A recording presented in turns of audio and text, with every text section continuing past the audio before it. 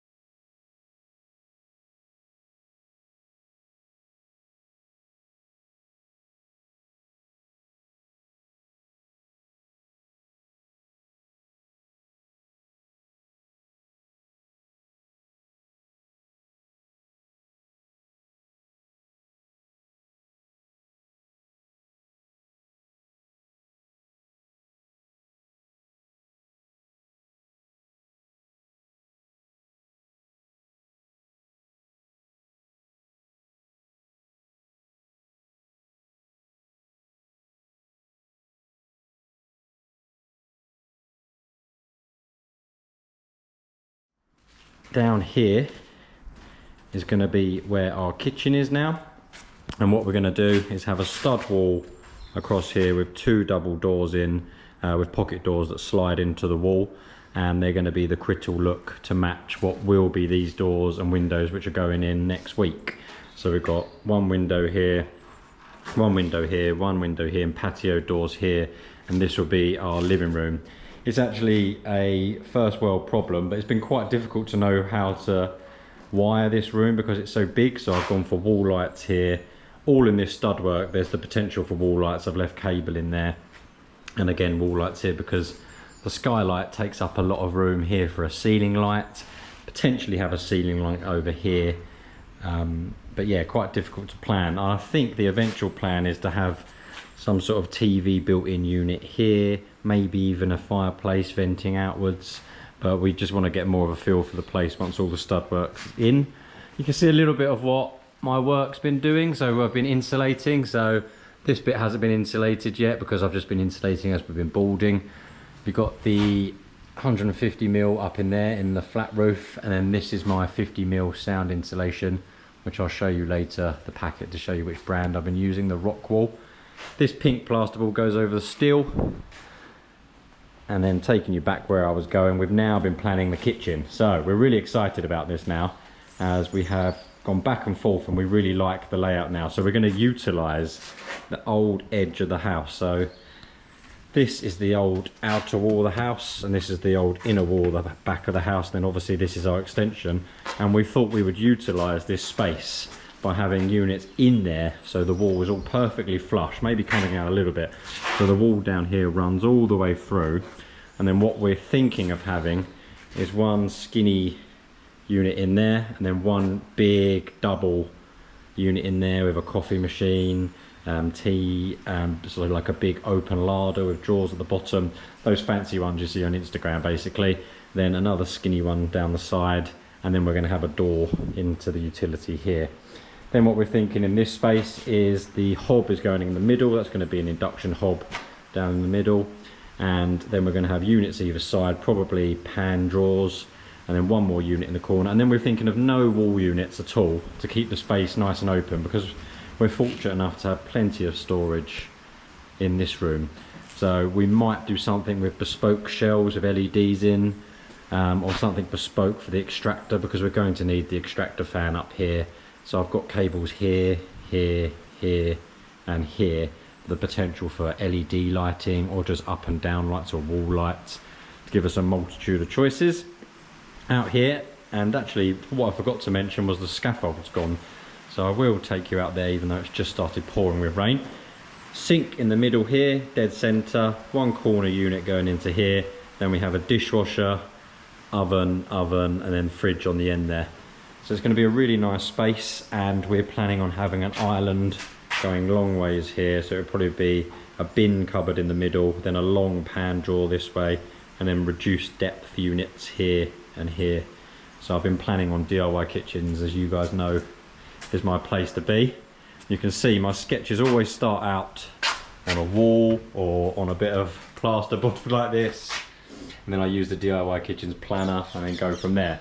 In here, this has become really exciting now, because I've noticed DIY kitchens do this amazing corner larder unit. I have to show you. I've actually been to DIY kitchens recently and done a tour of their showroom, which I'm going to post soon. That's really exciting. And what I saw there was this amazing corner larder that comes from here all the way into the corner and then all the way out, and you actually open it and step inside. There's so much storage, and I'm going to put little lights in there as well. That's really cool. So we've sort of started with that, and then we're having a huge double larder here, fridge, a big freezer here, tall freezer, and then these units are going to be 60 centimeters, so we'll fall back to about here. So this space will be dead in the corner, so we're going to lose a little bit to gain that flat wall of units we like in this space here. Along here is all going to be basically machines and appliances, so I don't know which order yet, but it'll probably be sink, dishwasher, washing machine, tumble dryer, then a base unit in the middle, because you're not supposed to have 2 appliances next to each other for the panels and things. So Probably be tumble dryer, washing machine, dishwasher. And yeah, I know, don't judge us, but we're having 2 dishwashers because we thought, why not? And when you have people over, you can then shove everything in rather than have to do a couple of loads. But yes, very spoilt. And then just wall units all the way at the top here to match the units below. Nothing happening in the garage at the moment. This has just been where all the builders stuff is. Builders are pretty much finished. All they're going to do is fit my EOS skylights that have been on order. So my skylights are from a company called EOS roof lights. They're amazing. I'm going to do a specific video about them because I really like what I've ordered from them. It's going to be really exciting. So they're coming next week too. So they've got one. Well, this one is actually a skylight. Then we're having 2 lanterns here and then one in the living room. And now the scaffolding's gone, you get a really lovely view of the garden. The oak trees are looking really nice at the moment. This is our huge pile of stuff we're going to use under the patio to build it up. Then putting all this mixture of type 1 down, then level it up because we've got a huge drop down here to the garden. And some of the weeds are now taller than me. But I'm going to let them grow a bit more, then maybe take a trim around in a month or so. But yeah, some of the roses are out and some of the flowers and plants starting to look really nice. A little bit overwhelming about what on earth we're going to do there. But it's really nice seeing the view from the kitchen and the living room in here. Right, let's take you to the new room. So this was one huge space last video. And now I'll start from sort of the hallway so you can sort of get a feel for it. So now you come in through here, living room on the right. This is Lydia's ridiculously big playroom in here.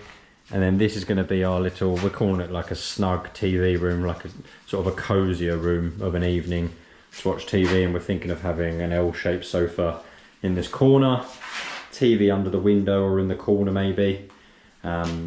And then this double door we thought was quite nice during the daytime if Lydia's playing her playroom, which is probably going to be optimistic because I can just see her playing in every other room besides the playroom. It can all be open, especially if her friends are over and parents are over, and you can sort of have a coffee in there and they can play in here with all their things. So this is probably the nicest you're ever going to see this room, because as soon as we move in hopefully 4 months, maybe 5 months max, this is going to be full of her kitchens and toys, and we live in a flat at the moment, so at the moment we won't fill it, but I'm sure we'll fill it in time. The plan is, socket wise, I've sort of wired it. I've got to cap all my cables, but I put a socket over here, 2 sockets over there, and then if she has a TV, which we don't think we're going to put a TV in here, would be in that corner. And so all that needs doing in these rooms now is needs to be dot and dabbed. So I can do the balding, but I can't dot and dab. So my plaster's going to do that for me. And then I've got wall lights on here. So he's going to dot and dab that wall, dot and dab this wall, and this whole room can be skimmed.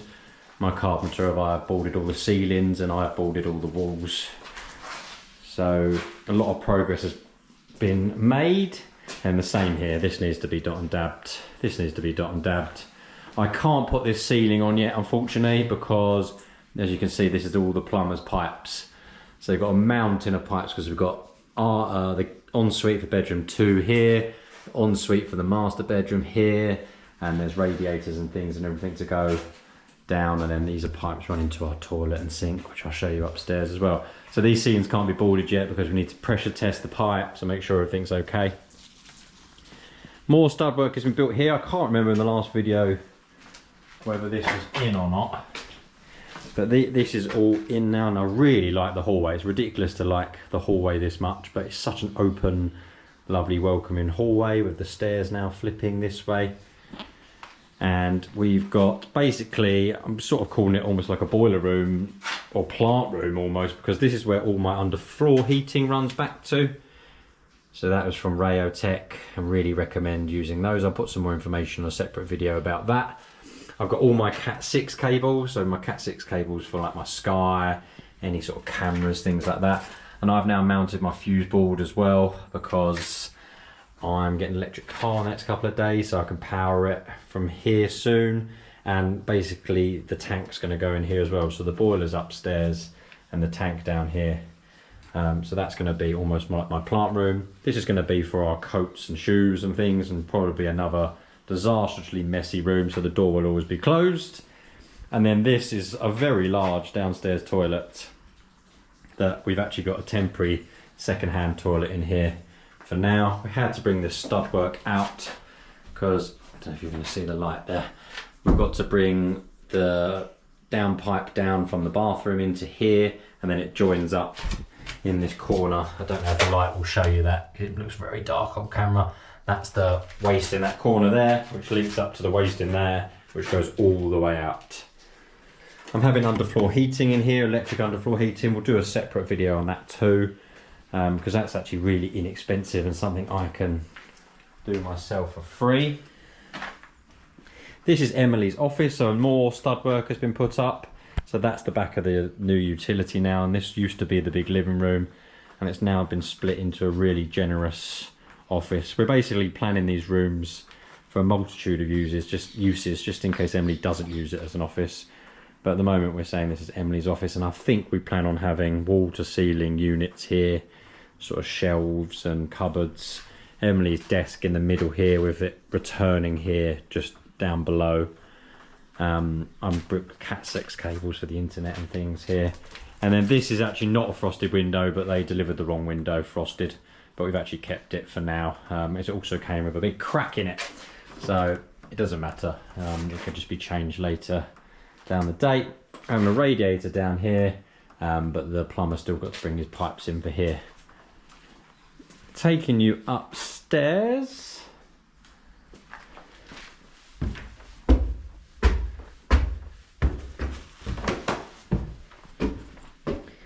Again, really pleased with how this landing has turned out. We've got a nice generous landing. My carpenter and I have boarded this ceiling. We had to build a little temporary frame over here using ladders and scaffold boards to make it all secure. Then we boarded that yesterday. I've got some of my cables poking out now, so I'm going to have like a long light over the stairway here. I really like this double aspect. And then we're going to have banisters here, obviously, and here. We've still got to have a newel post here and a newel post there with the banisters and the banisters. But that's a job for later. Bedroom 4. This is the only fully plastered room at the moment. My plasterers are here tomorrow and Saturday. So this is a really nice sized room, planning on having wardrobes all the way here. This is now a really cool space. So we've got bathroom entrance here, and then that's where the boiler cupboard is. And the bathroom can be accessed from two ways. Here, which is the main entrance, and also from this bedroom, which will be bedroom 3. And we're thinking Lydia's room. So Lydia's bed could go here. And then what you've got is a little walkway through with wardrobes on the right and shelves and things on the left, maybe for shoes and storage, and walk straight through to the bathroom there. So that's looking pretty cool, and we've had some plastering done here, bit of bonding done. This wall all had to be bonded, as was really out, especially down the end, so it had to be boarded and bonded, and then they can just do a huge plaster and get this room done in less than a day now. This has all been dot and dabbed at the back.